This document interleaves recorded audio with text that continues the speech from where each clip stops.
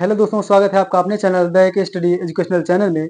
तो आज हम पढ़ने वाले हैं सिंधु घाटी सभ्यता यानी इंडस वैली सिविलाइजेशन। तो दोस्तों, जो हमारी पिछली क्लास हिस्ट्री इंट्रोडक्शन की हुई थी, उसी को लेट करके इस क्लास की हम शुरुआत करेंगे। तो ऐसा हम इसलिए कह रहे हैं क्योंकि हमने पिछली क्लास में हिस्ट्री को 3 पार्ट में बांट दिया था। पाषाण काल यानी प्रागैतिहासिक काल, आद्य ऐतिहासिक काल और ऐतिहासिक काल। उसके बाद जो है हमने पाषाण काल यानी प्रागैतिहासिक काल को 3 पार्ट में बांटा। पूरा पाषाण काल, मध्य पाषाण काल और नवपाषाण काल। और उन तीनों के बारे में हमने जानकारी ली। उसके बाद बारी आती है आद्य ऐतिहासिक काल की। जैसा कि आप सभी जानते हैं कि ये जो सिंधु घाटी सभ्यता है यानी इंडस वैली सिविलाइजेशन है, ये आद्य ऐतिहासिक काल के अंतर्गत आती है। तो अब देखेंगे कि ये आद्य ऐतिहासिक काल के अंतर्गत ये जो इंडस वैली सिविलाइजेशन आता है, इनकी जानकारी के जो स्रोत हैं वो हैं पुरातात्विक साक्ष्य। इसी प्रकार ध्यान दीजिएगा, ये जो पुरातात्विक साक्ष्य हैं, इन्हीं से ही इनकी जानकारी मिलती है। तो आज हम पढ़ने वाले हैं सिंधु घाटी सभ्यता। भारत की ये सिंधु घाटी सभ्यता भारत की सबसे प्राचीनतम सभ्यता है। सबसे पुरानी सभ्यता सिंधु घाटी सभ्यता। अगर हम विश्व के संदर्भ में बात करें अगर हम विश्व के संदर्भ में बात करें तो हमारे अभी तक चार प्रकार के सभ्यताएं हमारे सामने आई हैं। वो चारों सभ्यताएं क्या हैं, देख लेते हैं।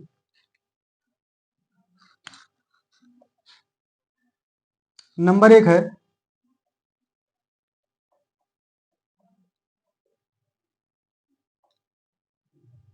मेसोपोटामिया की सभ्यता, और दूसरा है मिस्र देश की सभ्यता, और तीसरा क्या है अपने भारत भारत देश की सभ्यता, और चौथा है चीन देश की सभ्यता। सिंधु घाटी सभ्यता भारत की सबसे प्राचीनतम सभ्यता। अगर पूछा जाए भारत की सबसे प्राचीनतम सभ्यता सिंधु घाटी सभ्यता। अगर पूछा जाए कि विश्व की सबसे प्राचीनतम सभ्यता, तो आप क्या कहेंगे? मेसोपोटामिया की सभ्यता। अच्छा, जितनी भी सभ्यताएं हुई हैं अभी तक, जितने भी स्थल खोजे गए, जितने भी सभ्यताएं आई हैं, वो किसी न किसी नदियों के किनारे स्थित थी। ठीक है, तो ये भी चारों किसी न किसी नदी किनारे स्थित रही होंगी। तो देख लेते हैं वो किस नदी किनारे स्थित थी। जो मेसोपोटामिया की सभ्यता, ये दजला एवं फरात नदी किनारे स्थित थी। मेसोपोटामिया की सभ्यता दजला एवं फरात नदी किनारे स्थित थी। मिस्र देश की जो सभ्यता थी वो नील नील नदी के किनारे बसी हुई थी। और भारत की सभ्यता, भारत की जिसे हम पढ़ने वाले हैं, सिंधु घाटी सभ्यता। सिंधु घाटी सभ्यता सिंधु नदी किनारे बसी थी, सिंधु घाटी सभ्यता। और चीन देश की सभ्यता किस नदी किनारे स्थित थी? तो आप क्या कहेंगे? होंगहो होंगहो नदी। अच्छा, होंगहो नदी को एक और नाम से जानते हैं जिसे बोलते हैं पीली नदी। कौन सी नदी? पीली नदी। मेसोपोटामिया की सभ्यता किस देश की है? इराक। इराक। और ये जो मिस्र देश की सभ्यता थी, वो किस महाद्वीप में है ये नील नदी? अफ्रीका महाद्वीप। नील नदी को ही मिस्र का वरदान भी कहा जाता है। तो आइए दोस्तों, अब हम चर्चा कर लेते हैं सिंधु घाटी सभ्यता के समय काल की यानी काल निर्धारण।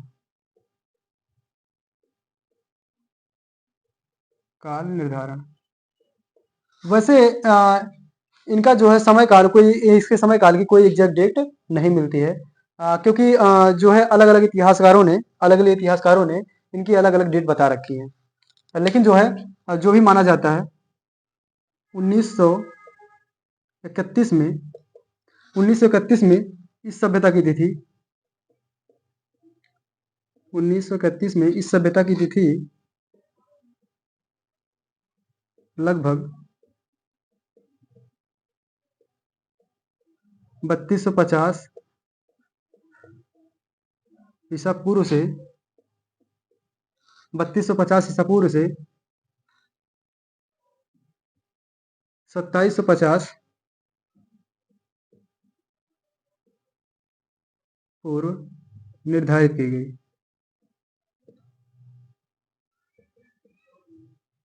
3250 ईसा पूर्व से 2750 ईसा पूर्व निर्धारित की गई।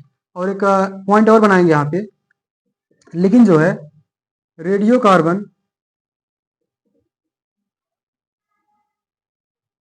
कार्बन डेटिंग C14 जैसी नवीन पद्धतियों के द्वारा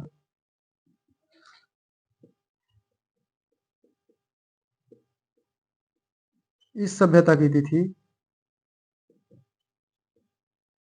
2300 ईसा पूर्व से 1750 ईसा पूर्व मानी गई। 1931 में इस सभ्यता की तिथि लगभग 3250 ईसा पूर्व से 2750 ईसा पूर्व निर्धारित की गई, जबकि रेडियो कार्बन डेटिंग C14 जैसी नवीन पद्धतियों के विश्लेषण पद्धतियों के द्वारा इस सभ्यता की तिथि 23 ईसा पूर्व से 1750 ईसा पूर्व मानी गई। अब हम पढ़ रहे हैं क्या, सिंधु घाटी सभ्यता। सिंधु घाटी सभ्यता क्या पढ़ रहे हैं, सिंधु घाटी सभ्यता। आइए अब इनके बारे में जानकारी कर लेते हैं कुछ अपने अंदाज में। अच्छा, सिंधु ऐसा तो है नहीं सिंधु घाटी का कोई और अलग नाम नहीं था, कोई उपनाम नहीं था। सिंधु घाटी के कई नाम थे, तो आप देख लेते हैं। सिंधु घाटी सभ्यता को और किस नाम से जाना जाता था, तो आप कहेंगे हड़प्पा सभ्यता। किस नाम से, हड़प्पा सभ्यता। और किस नाम से जानते थे, कांस्य युगीन सभ्यता। कांस्य युगीन सभ्यता। और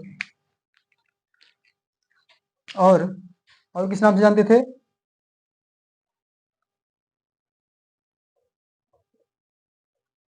नगरीय सभ्यता। कौन सी सभ्यता, नगरीय सभ्यता। और इसी काल में ही सर्वप्रथम नगरों का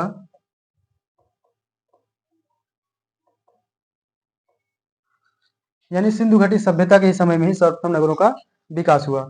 और अब आपसे पूछें कि सिंधु घाटी सभ्यता का सबसे पहले उल्लेख किसने किया था। सिंधु घाटी सभ्यता का सबसे पहले उल्लेख किसने किया था,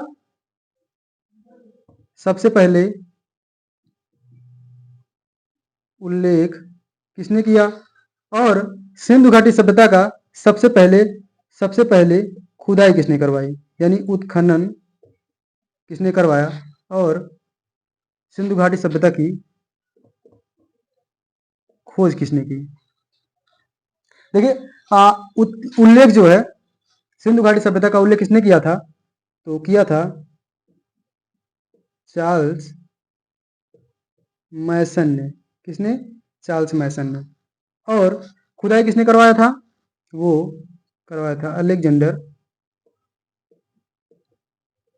अलेक्जेंडर कनिंघम। और खोज किसने की, तो खोज किया था दयाराम साहनी ने, राय बहादुर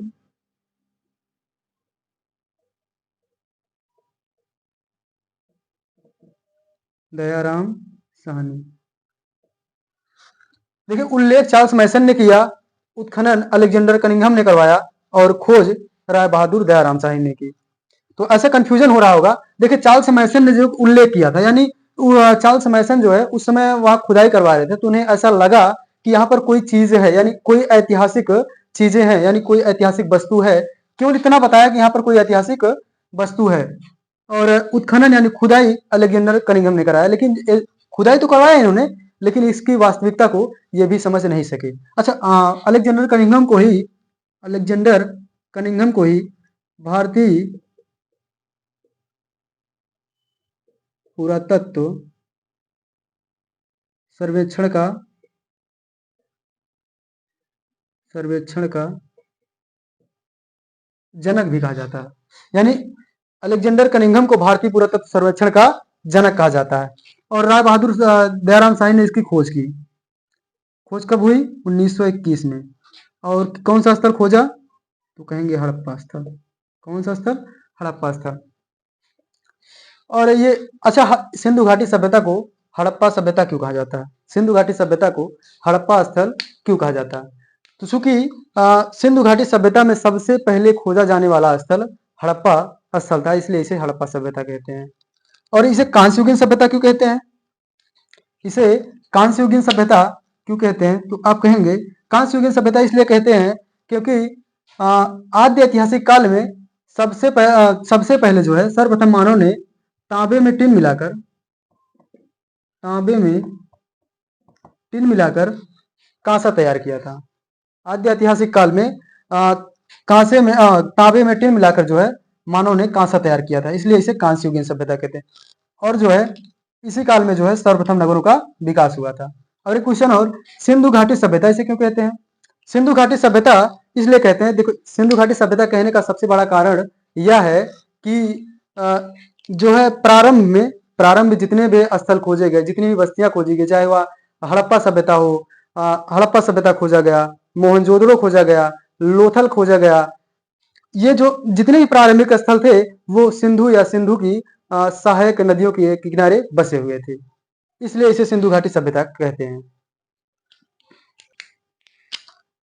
और दोस्तों इसको जो है यहाँ पर जगह नहीं बच रहा है, इसी को जो है इस सभ्यता में जो है अगर आकार पूछें, इस सभ्यता का आकार कैसा था? सिंधु घाटी सभ्यता का आकार कैसा था? सिंधु घाटी सभ्यता का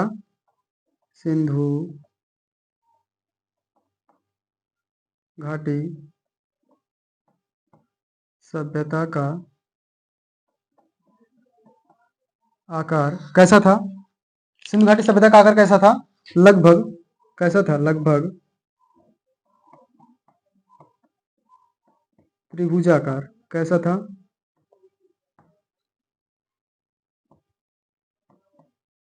त्रिभुजाकार।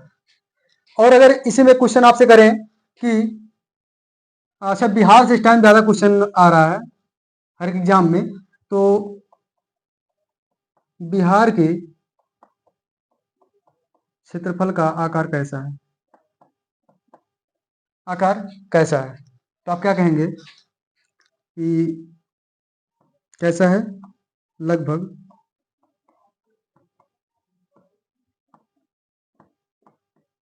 आयताकार। ठीक है। तो दोस्तों ये रहे कुछ सिंधु घाटी सभ्यता के महत्वपूर्ण स्थल जिनसे अक्सर एग्जाम में क्वेश्चन बनते हैं। ये इधर रहा स्थल, नदी और स्थान और उत्खनन वर्ष खोजकर्ता। तो हड़प्पा स्थल जो है यह रावी नदी के तट पर मांटगोमरी जिले के पाकिस्तान में स्थित है। इसकी खुदाई 1921 ईस्वी में राय बहादुर दयाराम साहनी ने की। और मोहनजोदड़ो इसे मृतकों का टीला भी कहा जाता है। सिंधु घाटी मोहनजोदड़ो को मृतकों का टीला कहा जाता है, जो सिंध नदी पर स्थित है। ये वर्तमान स्थित जो लड़काना पाकिस्तान में स्थित है। और इसकी खुदाई 1922 ईस्वी में हुई और इसके खोज करते हैं राखलदास बनर्जी। चनहुदड़ो सिंध नदी पर स्थित है और सिंध जिले के सिंध पाकिस्तान में स्थित है। उत्खनन मतलब खोदा गया इसे 1931 में। इसके खोज करते हैं एमजी मजूमदार। और ऐसे रोपड़ है, रोपड़ सतलज नदी पर, रोपड़ जिले के पंजाब प्रांत में जो है 1953 में जगदत्त शर्मा ने इसकी खोज की। और लोथल जो है एक जो कि ये क्या है? लोथल क्या है? लोथल एक बंदरगाह है, यानी सिंधु घाटी सभ्यता का लोथल एक बंदरगाह है। लोथल जो है भोगवा नदी पर स्थित है, जो अहमदाबाद गुजरात में है। 1957 में इसकी खुदाई हुई और इसके खोज करता है कौन? SR राव। उसके बाद कालीबंगा जो है घग्गर नदी पर स्थित है, जो कि हनुमानगढ़ जिले के राजस्थान में स्थित है।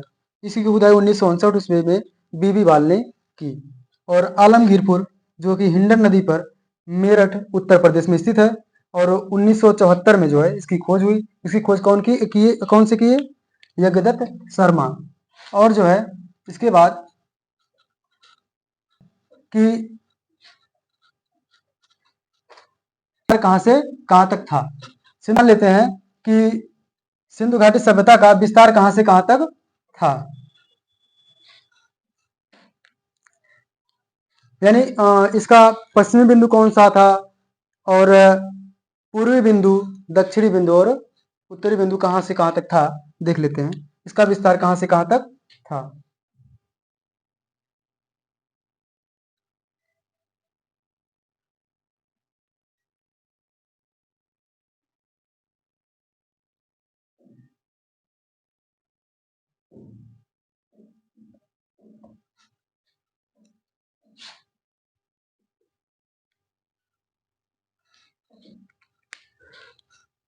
देखिए, अगर सिंधु घाटी सभ्यता का, अगर हम सिंधु घाटी सभ्यता की अगर हम पूरी विस्तार देखें कि ये विस्तार कहां से कहां तक था, यानी अ, यानी ये क्या कौन सा पॉइंट है, नॉर्थ, और ये वेस्ट, और ये साउथ, और ये ईस्ट। यानी अगर हम वेस्ट से ईस्ट तक के बीच की दूरी अगर देखें तो कितनी है, ईस्ट से वेस्ट तक की अगर हम दूरी देखें तो कितनी है, लगभग लगभग लगभग 1600 किलोमीटर, लगभग 1600 किलोमीटर। और नॉर्थ से साउथ तक अगर बीच की दूरी देखें, नॉर्थ से साउथ के बीच की दूरी लगभग कितनी है, 1400 किलोमीटर। कितना, 1400 किलोमीटर। आइए देखें, अच्छा सबसे उत्तरी बिंदु कौन सा था, सबसे उत्तरी बिंदु क्या, सबसे उत्तरी बिंदु क्या है, सबसे उत्तरी बिंदु क्या है, सबसे उत्तरी बिंदु क्या है, मांडा। और इसी में सबसे पूर्वी बिंदु क्या है, सबसे पूर्वी स्थल क्या है वो, आलमगीरपुर।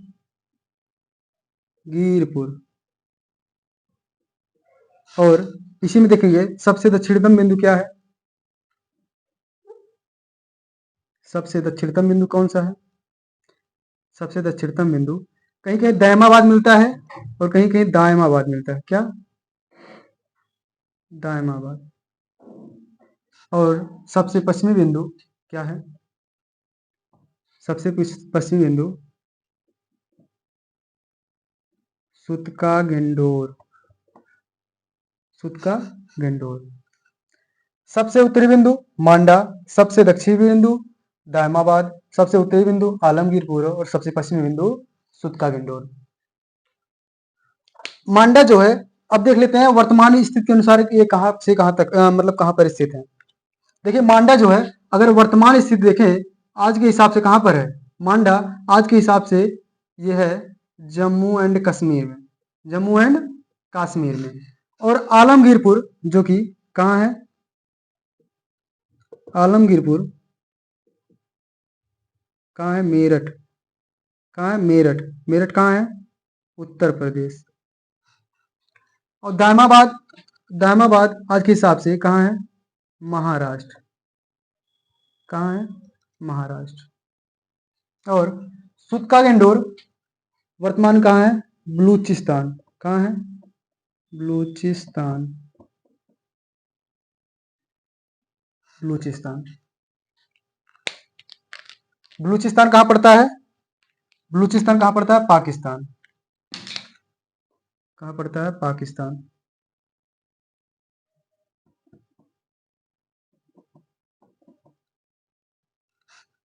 और ये किस नदी पर है, तो आप क्या कहेंगे,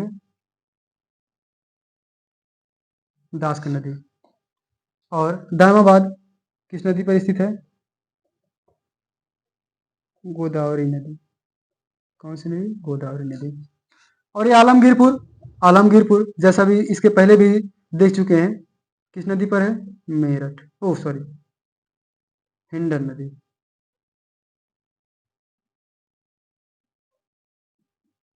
हिंडन नदी।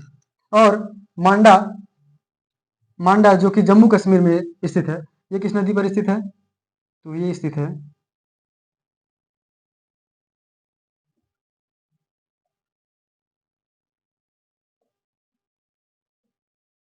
चिनाब नदी पर, किस नदी पर, चिनाब नदी पर। याद करने की एक ट्रिक देख लेते हैं हम। इसको याद करने की एक ट्रिक देख लेते हैं। ट्रिक क्या है? ट्रिक क्या है? देखिए इसको जो है ट्रिक है माँ आसुदा। माँ आसुदा। माँ आसुदा न्यूज में है। माँ आसुदा न्यूज में है। माँ आसुदा न्यूज में है। देखिए ये जो है सिंधु घाटी सभ्यता कितना भी याद कर लें, लेकिन जो है एक बार पढ़ने के बाद में भूल ही जाता है। तो आज जो है ज्यादा से ज्यादा इसी क्लास में आपको याद हो जाएंगे, कभी भूलेंगे भी नहीं। माँ आसुदा न्यूज में है। आप सभी जानते हैं यन से क्या होता है, आप इतना तो जानते ही होंगे। न्यूज यन से क्या होता है? यन से बनाइए नॉर्थ, ई से बनाइए ईस्ट, और वेस्ट, और ये साउथ। और माँ से बनाइए क्या? मांडा। क्या? मांडा। आ से बनाइए आलमगीरपुर। क्या? आलमगीरपुर। और सू से बनाइए सुतका गेंडोर। क्या? सुतका गेंडोर। और दा से दैमाबाद। दा से दैमाबाद। देखिए आसानी से याद हो जाएगी नहीं। माँ से मांडा, माँ से मांडा, एन से नॉर्थ, आ से आलमगीरपुर, ई से ईस्ट, सू से सुतका गेंडोर, डब्ल्यू से वेस्ट, दा से दैमाबाद, यस से साउथ।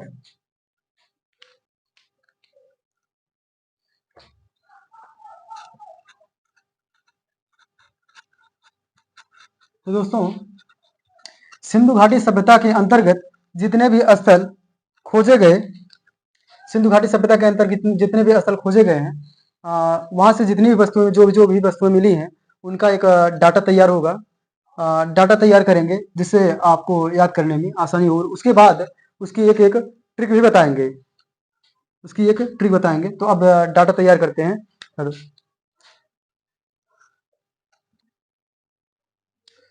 तो ये रहे दोस्तों सिंधु घाटी सभ्यता के कुछ स्थल और उनसे मिली वस्तुएं।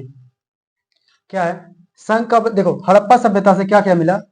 शंख का बना बैल, उर्वरता की देवी का चित्र, और स्त्री के गर्भ से निकला हुआ पौधा, ईंटों के वृत्ताकार चबूतरे, पीतल का बना हुआ अच्छा ये बोला जाता है उर्वरता की देवी का चित्र। उर्वरता की देवी के चित्र को, इसको कहीं कहीं आता है पृथ्वी देवी का चित्र। पृथ्वी की देवी का चित्र इसे कहा जाता है। इसी को पृथ्वी देवी का चित्र भी कहा जाता है। ठीक है। और स्वास्तिक चिन्ह, दो टीले मिले, एक पूर्वी टीला और एक पश्चिमी टीला। पूर्वी टीला को हम नगर टीला बोलते हैं और पश्चिमी टीला को दुर्ग टीला के नाम से भी जानते हैं। और लोथल में फारस की मोहरें, 3 युगल समाधियां मिली, धान की भूसी मिली यानी धान के साक्ष्य मिले, और हाथी के दांत का पैमाना। और मोहनजोदड़ो से बृहद स्नानागार यानी विशाल स्नानागार और विशाल अन्नागार। अच्छा अन्नागार जो है मतलब अन्नागार मतलब जैसे अन्न रखने का वह स्थान, मतलब जो जैसे गांव में होता नहीं है कि मतलब अन्न रखा जाता है खाने पीने के लिए, उसी को अन्नागार बोलते हैं। और पुजारी की मूर्ति, पशुपति की मोहर, कांस्य की नग्न मूर्ति, अभिलेख युक्त सर्वाधिक मोहरें कहाँ से मिले? मोहनजोदड़ो से। और रोपड़ से क्या मिला देख लेते हैं। मनुष्य के साथ कुत्ते दफनाए जाने के साक्ष्य, और तांबे की कुल्हाड़ी के साक्ष्य, और मृदभांड छुरा, और शवों को जो है अंडाकार गड्ढों में दफनाया गया था। और कालीबंगा से जूते हुए खेत के साक्ष्य, चूड़ी के साक्ष्य, काली चूड़ी के नाम से भी जानते हैं इसे, अलंकृत ईंटें मिली, और कच्ची ईंटों की बने मकान, और बच्चे की खोपड़ी में 6 छेद, और अग्निकुंड और हवन कुंड मिले, और भूकंप के साक्ष्य कहाँ से मिले? कालीबंगा से। और बिल्ली का पीछा करते हुए कुत्ते का पदचिन्ह यानी बिल्ली का पीछा करते हुए कुत्ते के पैर का निशान मिला कहाँ से? चनूदड़ों से। और वक्राकार ईंटें मिली, मनका बनाने का कारखाना, और मेकअप बॉक्स मिला था जिसमें से मेकअप बॉक्स, तो मेकअप बॉक्स सभी जानते होंगे कि ये सौंदर्य प्रसाधन की वस्तुएं, यानी क्या मिला? लिपस्टिक, कंघा, और खिलौने के साक्ष्य कहाँ से मिले? चनूदड़ों से। और आलमगीरपुर से क्या मिला? मिट्टी के कटोरे के साक्ष्य, रोटी बेलने की चौकी, और दैमावाद से क्या मिला? रथ, रथ चलाते हुए मनुष्य और सांड गैंडे की मूर्तियां। और धौलावीरा से विशाल जलाशय, उन्नत जल प्रबंधन, ये दोनों इंपॉर्टेंट हैं। और सुरगुर्दा से घोड़े की अस्थियां, कब्रिस्तान, कब्रिस्तान से कलश का सावधान, बनवाली से पत्थर, मनके के साक्ष्य, सड़क पर बैलगाड़ी के पहिए के निशान। तो दोस्तों अब जो है आइए इनको जो है याद करने की थोड़ा सा ट्रिक का प्रयास करते हैं। छोटे छोटे ट्रिक हैं जिनसे हम याद कर पाएंगे आसानी से। अरे यार किसका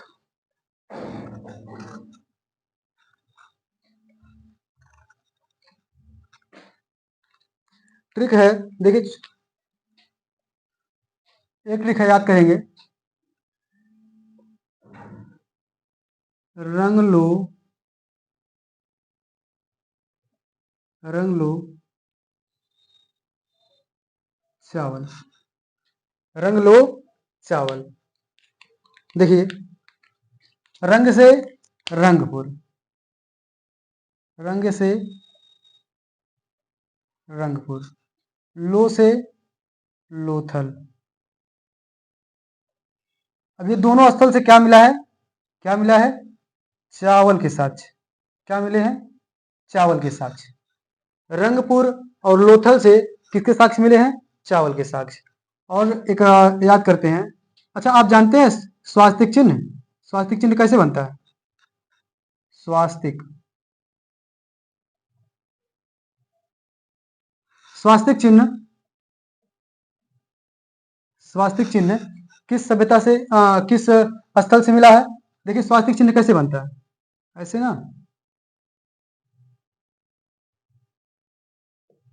यही तो है स्वास्तिक चिन्ह। अच्छा ये स्वास्तिक चिन्ह कहाँ से मिला? तो स्वास्तिक चिन्ह हड़प्पा से, हड़प्पा सभ्यता से मिला। तो हड़प्पा कैसे याद करेंगे इसे? देखिए स्वास्तिक चिन्ह, अच्छा स्वास्तिक चिन्ह कब बनता है, कहाँ देखें आप? जैसे जब हवन होता है, हवन होता है या फिर जब हवन की जो हवन कुंड जब बनाते हैं तो वहां पर अक्सर देखते हैं, अक्सर क्या मतलब हमेशा होता ही है। तो हवन कुंड जो जब बनता है तो ऐसी आपने जो है आकृति देखी होगी, इसी को बोलते हैं स्वास्तिक चिन्ह। तो देखिए जब यज्ञ होता है, हवन कुंड जब तैयार किया जाता है तो यज्ञ जब होता है तो आपने सुना होगा सबसे ज्यादा क्या बोलते हैं, कौन मतलब यज्ञ में यूज होने वाला सबसे ज्यादा प्रयोग होने वाला शब्द क्या है? तो आप क्या कहेंगे? स्वाहा।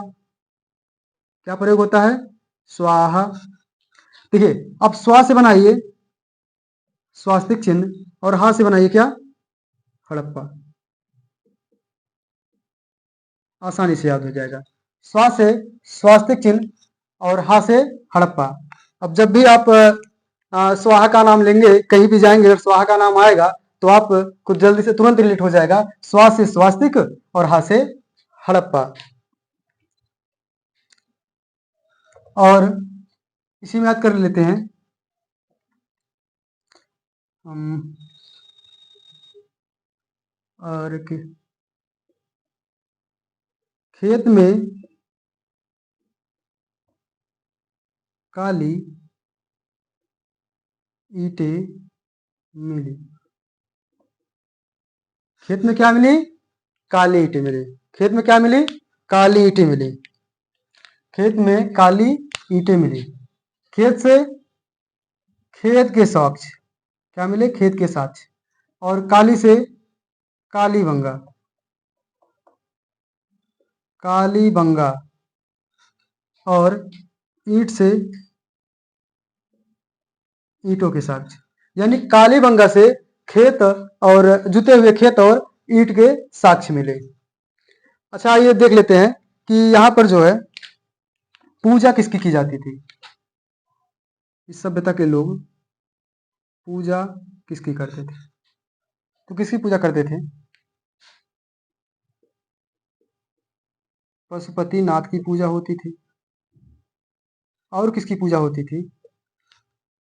और किसकी पूजा होती थी? पशुपति नाथ की। और और किसकी पूजा होती थी? और लिंग पूजा होती थी। लिंग पूजा होती थी। और और क्या पूजा होती थी? पीपल,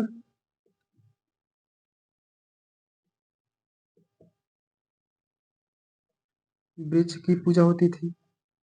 पीपल वृक्ष पूजा होती थी। पीपल वृक्ष पूजा होती थी। और और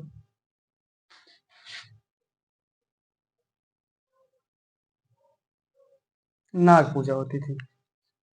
ठीक है, और नाग पूजा होती थी।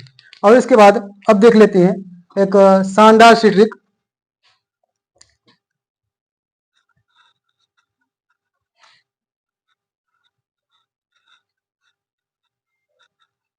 जिसमें से अब ये जो ट्रिक रहेगी आपको इसके आसानी से एकदम सिंधु घाटी सभ्यता के स्थल और किस नदी के किनारे स्थित है वो आसानी से याद हो जाएंगे। वो ट्रिक 1 से 2 बार पढ़ेंगे, 2 से 3 बार पढ़ेंगे, आपको आसानी से याद हो जाएगी। ट्रिक क्या है? लोभी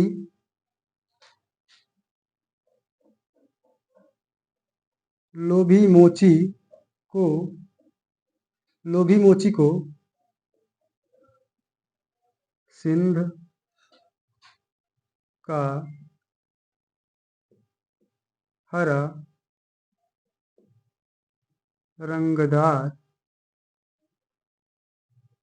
रंगदार कंघा रास आया है।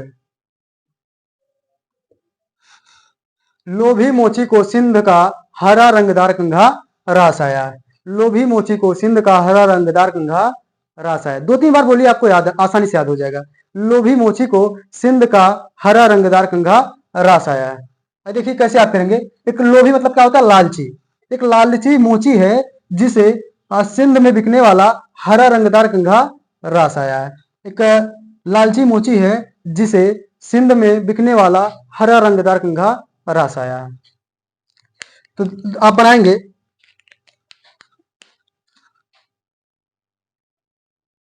लो से हो गया क्या? लोथल। और भी से क्या हो गया? भोगवा नदी। लोथल जो है किस नदी किनारे स्थित है? भोगवा नदी। और माँ से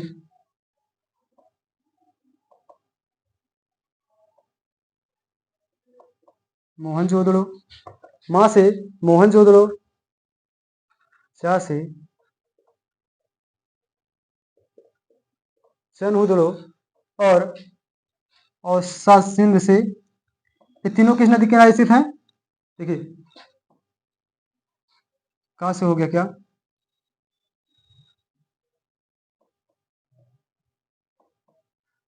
कोट दीजिए।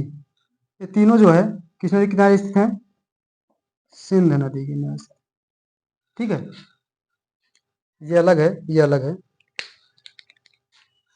और जो है यहाँ पर का जो है साइलेंट होगा। हाँ से क्या बनाएंगे आप? हड़प्पा सभ्यता। हाँ से हड़प्पा सभ्यता।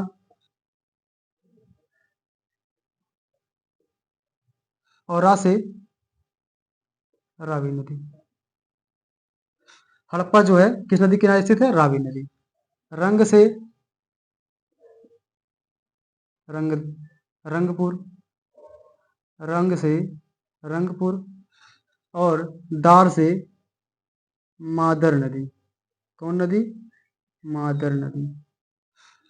हाँ से हड़प्पा, रा से रावी नदी, और रंग से रंगपुर, और माँ से मादर नदी। फिर उसके बाद का से क्या बनाएंगे? कालीबंगा। का से कालीबंगा। और ये किस नदी के किनारे स्थित है? घग्घर नदी। किस नदी किनारे? घग्घर नदी। रा से रा से रा से क्या बनाएंगे? रा से बनाएंगे रोपण। क्या बनाएंगे? रोपण। वो किस नदी के किनारे? सा से सतलज नदी। सतलज नदी। उसके बाद उसके बाद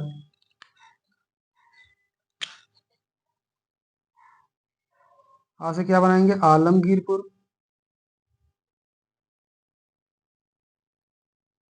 ये किस नदी के किनारे स्थित है, हिंडन नदी। देखिए आसानी से देखिए, लो से लोथल, भी से भोगवा नदी, मो से मोहनजोदड़ो, चा से चन्हुदड़ो, को से कोरदी। ये तीनों किस नदी किनारे स्थित हैं, सिंध नदी किनारे स्थित हैं। हा से हड़प्पा और रा से रावी नदी के किनारे स्थित हैं। और रंग से रंगपुर, दार से मादर नदी, का से कालीबंगा, घा से घग्गर नदी, रा से रोपण और सा से सतलज नदी। आ से आलमगीरपुर और आलमगीरपुर हा से क्या बनाएंगे, हिंडन नदी। यानी आलमगीरपुर किस नदी किनारे स्थित है, हिंडन नदी किनारे स्थित है।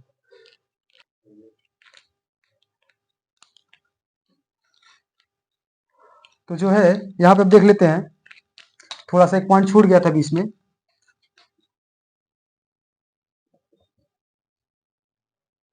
मानव द्वारा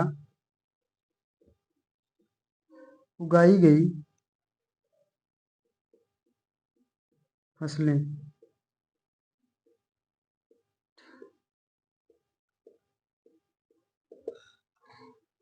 मानव द्वारा उगाई गई फसलें क्रमशः तो क्या थी, सबसे पहले क्या उगाया गया देख लेते हैं।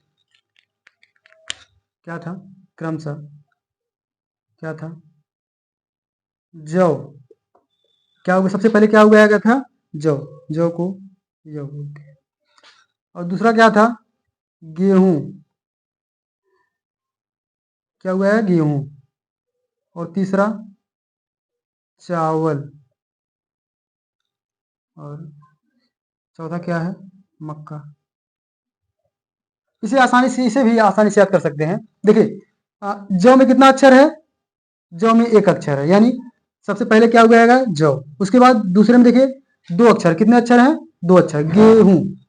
यानी गेहूं यानी दो अक्षर है, यानी उसके बाद क्या उगाएगा, गेहूं। उसके बाद देखिए चावल में तीन अक्षर है, इसलिए तीसरा फसल क्या उगाएगा, चावल। और जब तीन याद हो गया, चौथी कोई जरूरत नहीं है।